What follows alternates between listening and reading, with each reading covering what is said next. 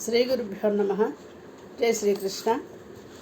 ఈరోజు మనం భోజ మహారాజ్ ఆస్థానంలో జరిగిన ఒక చమత్కార విషయాన్ని అనుసంధానం చేసుకోబోతున్నాం. అందరికీ నమస్కారం.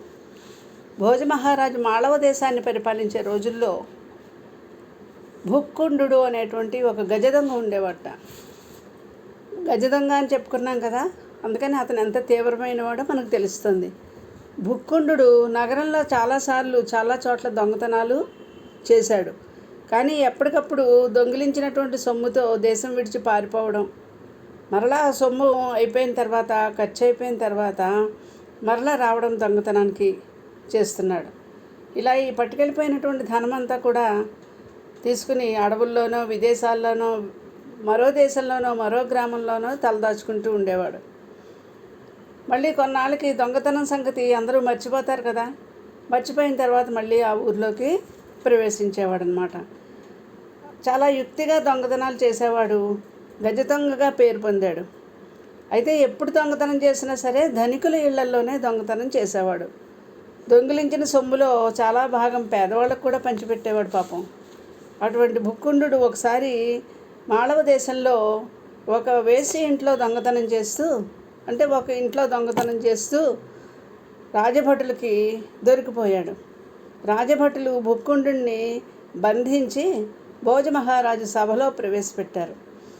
ఇన్ని సంవత్సరాలుగా ఇన్ని దొంగతనాలు చేస్తూ ఉండేటువంటి భుక్కుండుడికి చాలా కఠినమైన శిక్ష విధించాలి, ఎన్నో రోజుల నుంచి ఇతని వల్ల చాలామంది బాధపడ్డారు అని రాజుగారికి మంత్రి గారు సలహా ఇచ్చారు.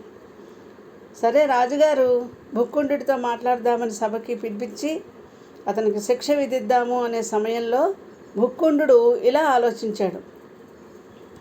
ఇంకా రాజుగారికి దొరికిపోయాను కాబట్టి ఈరోజు ఇంకా నాకు మరణశిక్ష తప్పదు, ఊరి శిక్ష వేసేస్తారు, అంచేత ఏదైనా ఒక ఉపాయం ఆలోచించుకుని నేను ఈ రాజసభలో నుంచి బయటపడాలి అని ఆలోచించాడు. అంటే దొంగ అయినా సరే యుక్తి, ఆలోచన, అందుకే కష్టం వచ్చినప్పుడు ఒక ఆలోచన ఉండాలి అంటారు కదా.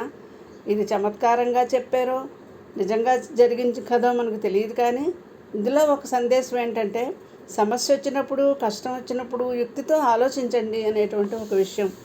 ఇక్కడ గజదొంగ అయినటువంటి భుక్కుండు కూడా అలాగా ఆలోచిస్తూ, మహారాజా, మీరు శిక్ష విధించే ముందు నా యొక్క మాటను వినండి, ఒకసారి నన్ను శిక్షించండి, నాకేం భయం లేదు. నాకు ఒకటే భయం ఏంటంటే ఈ మధ్యకాలంలో ఒకటి జరుగుతుంది. అదేమిటి? ఇలా శ్లోకంలో చెప్పాడు.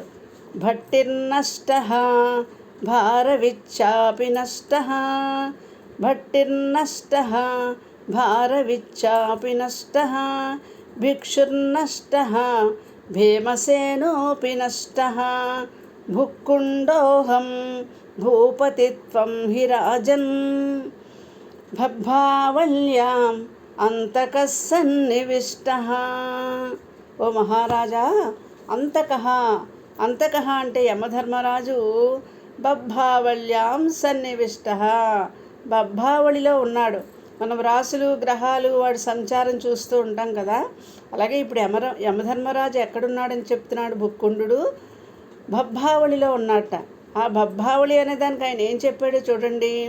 మహారాజా, ఈ మధ్యకాలంలో మన దేశంలో చాలామంది మరణించారు. అందులో పెద్ద పెద్దవాళ్ళు, గొప్ప గొప్పవాళ్ళు, మహాకవులు, మహానుభావులు ఎంతోమంది ఉన్నారు.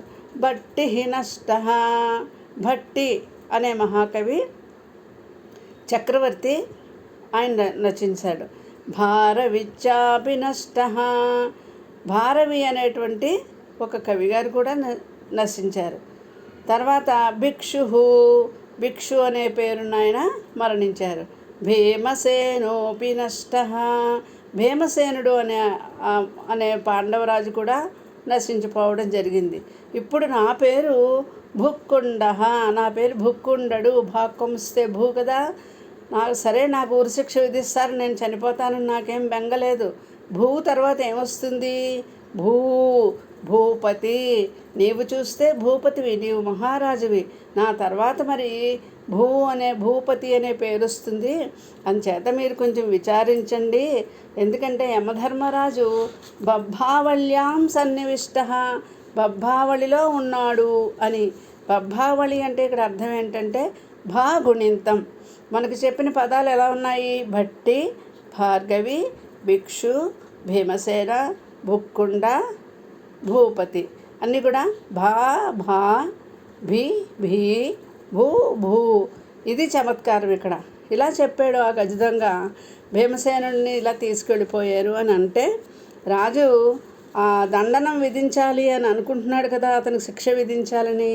కానీ ఎంత చమత్కారంగా శ్లోకం చెప్పడం చేత ఆ రాజు మరి భోజమహారాజు ఎంతోమంది కవులను పోషించిన ఆయన ఈ దొంగ అయినప్పటికీ కూడా ఇంత చమత్కారంగా శ్లోకం చెప్పి భుక్కుండు అనే నేను పోతే గుడింతల్లో కొమ్ము భూపతి అనే పదం వస్తుంది. అంటే మరి అప్పుడు ఎవరు పోతారో అని అర్థం అన్నమాట.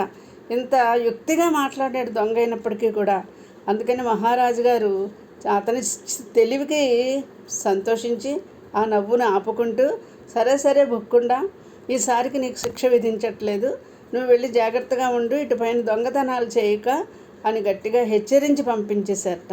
ఇది కథలో ఉండేటువంటి చమత్కారం. ఇటువంటి యుక్తితో భుక్కుండు అనేటువంటి దొంగ తనకొచ్చిన కష్టంలో నుంచి బయటపడ్డాడు. స్వస్తి.